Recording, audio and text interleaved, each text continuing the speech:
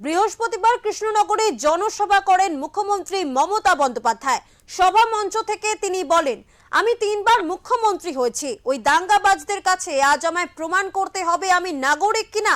মুখ্যমন্ত্রীর এই বক্তব্য প্রসঙ্গে শুক্রবার প্রাতঃভ্রমণে বেরিয়ে দিলীপ ঘোষ বলেন, যতদিন বেঁচে আছেন পরীক্ষা তো দিতেই হবে। ভারতের নাগরিক শুধু না, নাগরিকের দায়িত্ব পালন করতে হবে। এটা নাগরিকের দায়িত্ব, প্রত্যেকের প্রমাণ করা উচিত। নাগরিক তো যতদিন বেঁচে আছেন পরীক্ষা দিতেই হবে।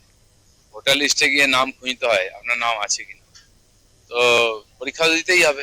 চেক করবে আপনি ঢুকলে, মুখ্যমন্ত্রী হলেও আপনাকে নাম আছে কিনা দেখে লিস্টে তারপরে ছাড়বে।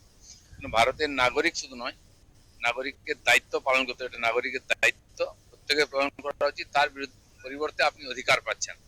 এইসব কথা বললে লোককে ভড়কে কোনো লাভ নেই। চুপচাপ ফর্ম দিয়ে দিয়েছেন উনি, আমরা জানি।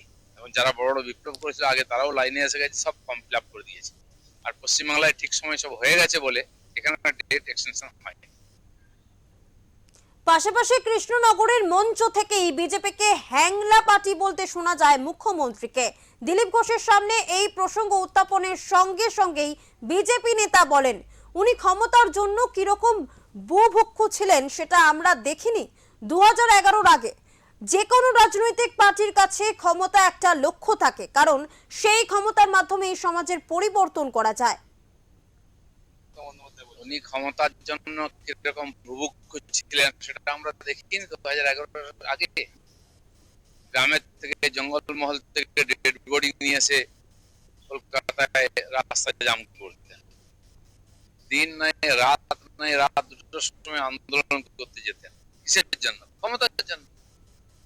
তো ক্ষমতা একটা রাজনৈতিক পার্টির কাছে ক্ষমতা একটা লক্ষ্য থাকে, কারণ সেই ক্ষমতার মাধ্যমে সমাজের পরিবর্তন করে।